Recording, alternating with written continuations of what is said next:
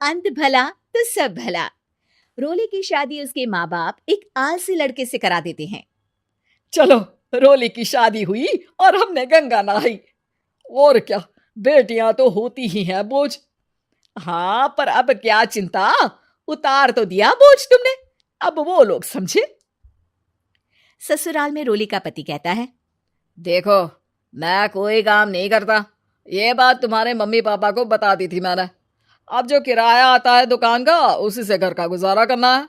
कभी भूल से भी कोशिश ना करना किसी चीज की डिमांड की। क्या मम्मी पापा को पता था कि आप कोई काम नहीं करते? और क्या, बड़ा अच्छे से पता था। उन लोगों को तो तुम बोझ लगती थी, बोल रहे थे कि बस शादी कर लो और कोई मतलब नहीं है। रोली को यह सुनकर बहुत गुस्सा आता है, लेकिन करती भी तो क्या, क्योंकि वो जानती थी कि उसके माता पिता ऐसे ही हैं। जैसे तैसे रोली दिन काट रही थी। रोली को एक प्यारी सी बेटी होती है। धीरे धीरे वो बड़ी होती है और उसके साथ उसकी जरूरतें भी बढ़ती जाती है। सुनिए जी, अब तो सिमी बड़ी हो रही है, उसका स्कूल में दाखिला कराना है। मैंने अब तक तो जैसे तैसे समय काट लिया, लेकिन मैं बच्ची की परवरिश में कोई कमी नहीं रखूंगी। अरे क्या है यार, अब तो लगता है कोई ना कोई काम ढूंढना ही पड़ेगा। अब पति रोज काम की तलाश में जाता और बिना किसी काम के वापस आ जाता। रोली समझ जाती है कि पति के अंदर अब काम करने की क्षमता नहीं है। वो बेटी को उच्च शिक्षा देने के लिए कुछ करना चाहती थी, लेकिन करती तो क्या करती। एक दिन रोली की सहेली कहती है, रोली, मेरी कोई औलाद नहीं है। अगर तू मेरी औलाद को जन्म दे तो मैं तुझे तेरे मुंह मांगे पैसे दूंगी। अरे, तेरी औलाद को मैं कैसे जन्म दे सकती हूँ? सरोगेसी से। बच्चा मेरा और वैभव का ही होगा, लेकिन कोख तेरी होगी। ये संभव है रोली। रोली कुछ सोचकर कहती है, मुझे मंजूर है, लेकिन मैं इसका 2 लाख रुपया लूंगी। अरे कोई बात नहीं, मुझे मंजूर है। रोली खुश हो जाती है कि एक बच्चा पैदा करने का उसे 2 लाख रुपया मिलेगा। वो घर आकर पति को बताती है, वो भी खुश हो जाता है। अब क्या था, डॉक्टर के पास जाकर सहेली का बच्चा रोली की कोख में पलने लगता है। मुझे 20,000 चाहिए मेरे बेटी के एडमिशन के लिए। हाँ हाँ ठीक है, मैं उसके एडमिशन से लेकर सारे खर्चे उसके अकाउंट में डाल रही हूँ। रोली की बेटी का एडमिशन हो जाता है। रोली को लगता है कि वो अब सब कुछ ठीक कर देगी। दिन और महीने आगे बढ़ते हैं। अब एक दिन, एक बात कहूं जी, काश इस बच्चे को मैं रख पाती। मैं अब इससे काफी जुड़ गई हूँ। अरे यार, पता नहीं किसका बच्चा है, अपने पास है ना अपनी मुन्नी। हाँ, लेकिन अब मैं भी इस बच्चे से जुड़ाव फील करने लगी हूँ। लेकिन मैं ये जानती हूँ कि ये मेरा बच्चा नहीं है। दोनों की जिंदगी ठीक चल रही थी, लेकिन कहते ना कि सुख का पल ज्यादा लंबा नहीं होता। एक दिन रोली की सहेली का फोन आता है। रोली, मुझे अब ये बच्चा नहीं चाहिए, मैं अपने पति को छोड़ रही हूँ। अरे लेकिन मुझे पैसों की जरूरत है, बच्चा तुम्हारा है, मैं क्या करूंगी? सहेली बिना कुछ बोले फोन काट देती है, फोन स्विच ऑफ कर देती है। लेकिन रोली के जीवन का तूफान यहीं नहीं रुकता। रोली, मैं इतना भार नहीं उठा सकता।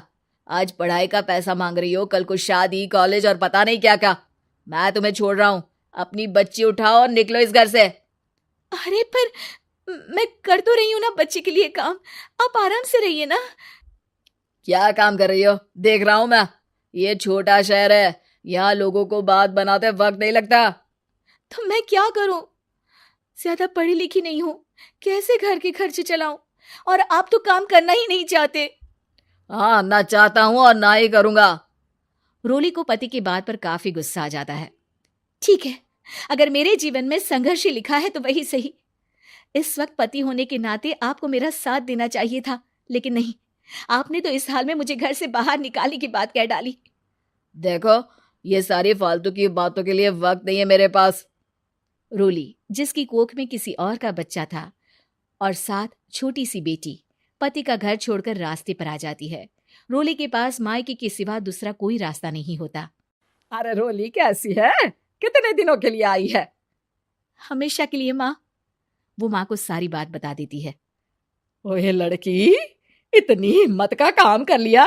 अरे ना ना, यहाँ कोई जगह नहीं है। तुम तो अपना बोरिया बिस्तर उठाओ और निकलो यहाँ से। रोली के पास अब मायके का रास्ता भी नहीं बचता। वो चुपचाप बच्ची को लेकर जा रही थी कि उसे दर्द होता है और वो डॉक्टर के पास चली जाती है और फिर वहां वो एक प्यारे से बेटे को जन्म देती है। कितना प्यारा है, कितने अभागे हैं इसके माँ बाप जो इसके पैदा होने पर भी नहीं है। तभी वहां डॉक्टर आ जाती है। रोली, बच्चे के पिता तुमसे मिलना चाहते हैं। आपका बहुत बहुत शुक्रिया। मैं इस बच्चे को पालूंगा, भले ही इसकी माँ ने इसे छोड़ दिया हो, पर मैं अपनी जिम्मेदारी निभाऊंगा। तो क्या आप मुझे इसके पैदा करने के लिए जिन पैसों की बात हुई थी वो भी देंगे? हाँ, और साथ ही आप चाहें तो मेरे घर में रहकर मेरे बच्चे की देखभाल भी कर सकती हैं। मैं उसके लिए आपको सैलरी दे दिया करूंगा। रोली को लगता है कि जैसे भगवान ने उसके लिए सुकून का रास्ता खोल दिया। वो अब मुकेश के साथ उसके घर चली जाती है, जहां रहकर वो उस बच्चे की देखरेख करती है। अब मुकेश के घर को रोली अच्छे से संभाल लेती है, उसके लिए खाना बनाने से लेकर बच्चों की देखभाल और घर की देखरेख। धीरे धीरे मुकेश को रोली से प्यार हो जाता है। रोली, तुम्हारी बेटी और मेरा बेटा बिल्कुल भाई बहन की तरह साथ रहते हैं। हाँ, आखिर है तो एक ही कोख के बच्चे, अटैचमेंट तो होगा ही ना। रोली, तुमने घर और मुझे दोनों को संभाल लिया। ये तो मेरा काम है। आपने भी तो मुझे छत दी जिससे मैं अपनी बेटी की पढ़ाई और भविष्य के लिए पैसे जोड़ सकूं। अब रोली, क्या तुम मुझसे शादी करोगी? अब मैं जानता हूं तुम्हारी भी शादी कुछ खास अच्छी नहीं रही। रोली को मुकेश की बात ठीक लगती है। वो उससे हाँ बोलने की सोच ही रही होती है कि उसके पहले पति का फोन आ जाता है। रोली, मैं बहुत परेशान हूं, मेरा एक्सीडेंट हो गया है, मैं चाहता हूं तुम वापस आ जाओ। रोली को पुराने पति की चिंता होने लगती है। वो सोचती है कि वो क्या कर रही थी। हाँ हाँ ठीक है, मैं आ रही हूँ। हाँ रोली, आ जाओ, लेकिन बच्ची को कहीं हॉस्टल में छोड़कर आना, क्योंकि मैं नहीं चाहता कि हम लोगों के बीच फिर से वो सारी बातें हो। रोली को समझ आ जाता है कि पति आज भी सुधरा नहीं है। वो पति के पास जाने से इनकार कर मुकेश को हाँ कर देती है।